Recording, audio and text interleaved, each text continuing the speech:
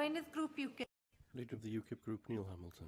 It's in the interests of businesses in Wales that export to make progress in the future trading relationships between Britain and the rest of the European Union. Is it not disappointing, therefore, that in a vote on this in the European Parliament last week, that Wales's Labour MEP and Clyde MEP voted for the Commission's position not to negotiate further, because we've apparently not made sufficient progress in the talks, which have been blocked actually by the European Commission? Aren't these people no better than fifth columnists fighting for the interests of foreign power against those of the interests of Britain? Oh, they're Spanish fascists now, are they? Well, he will. I will allow his greater experience of that to inform us. But I have to say to him, they have voted according to the way they see the facts. The UK government's position has been a shambles from the start. 15 months in, we're none the wiser as to what the UK government's position is. They've spent more time fighting with each other. No idea of... well, the only thing we know is that they're doing their level best to deprive this institution and the people of Wales of the powers they rightfully should have. Beyond that, we have no idea. Now planning for a no-deal Brexit. I can say that no planning at all has been done for a no-deal Brexit. They have absolutely no idea what they want to do. And it's important that the UK government decides what sort of Brexit it wants. The people of Britain rejected the kind of Brexit that he wants, so it's up to the UK government now to decide what kind of Brexit is best for Britain. We've outlined our position as a Welsh government, and that is something that we think represents a sensible Brexit that represents the views that people expressed last year. Well, it's not for me, of course, in UKIP to defend the way the UK Conservative government has embarked on this negotiation.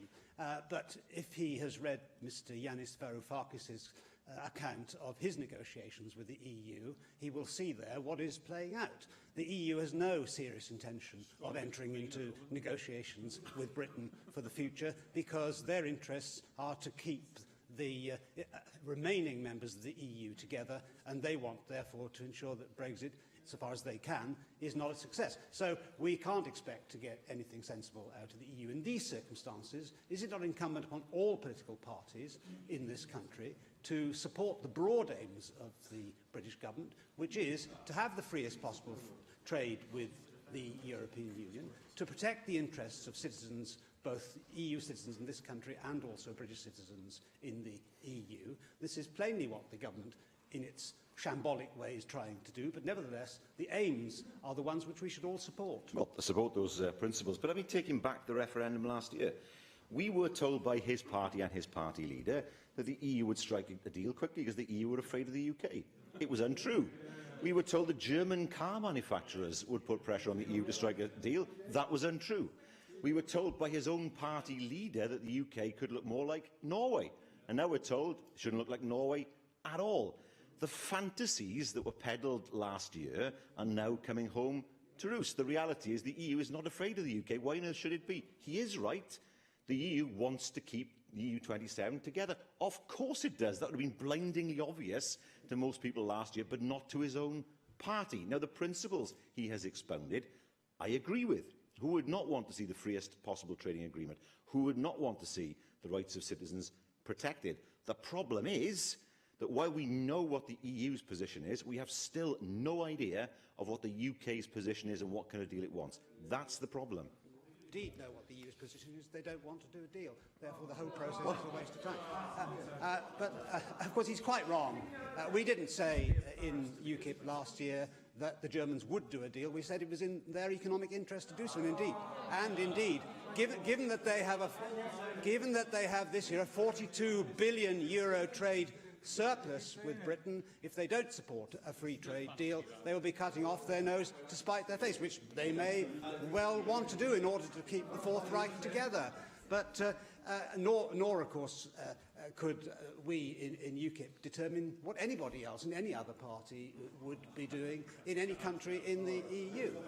All that we said last year, this is in everybody's rational self-interest that we do a deal to make trade as free as it possibly can be. But if they don't want to do a deal, 85% of the global economy is outside the EU. That's growing, and we should be concentrating on other parts of the world. Therefore, what we should be doing now is scaling down the Department for exiting the European Union and transferring those officials to the Department for International Trade and concentrating on getting on with the real business of making Brexit a success in the rest of the world.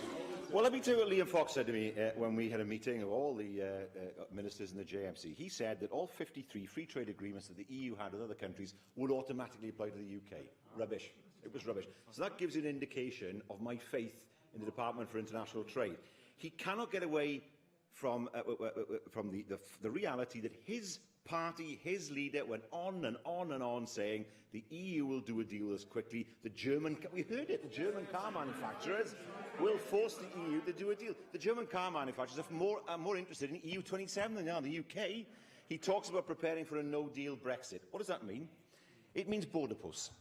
Well, customs officers are not being recruited. Apparently, we're told to be some kind of strange pre-notification procedure on the UK side of any border that wouldn't apply in the Channel ports, and apparently it would apply magically on the open border that would exist with the EU and the Republic of Ireland. It's cloud cuckoo land. The whole thing is cloud cuckoo land. The most sensible way of dealing with Brexit is to make sure we have the best relationship we can with our biggest market. If he thinks there's going to be a free trade deal with the US, he can go and speak to the Bombardier workers. He can go and speak to the Bombardier workers. The US will look after itself. It has a government that was elected on the basis of America first. It's not going to do the UK any favours, and it's quite clear that that is not what it's going to do. Free trade agreements with countries that have considerably lower standards of living than we do end up with jobs being exported. Ask the Americans in NAFTA, it is what happened. Jobs were exported to Mexico, and many of the Midwest towns lost their jobs as a result of it. And that's what he's advocating, that kind of free trade agreement. The reality is, we need to have the closest possible trading relationship with one of the world's biggest markets, bigger than America, that's on our doorstep, that we have a land border with. If we can't do a deal with them, we have no chance of doing a deal with anybody else.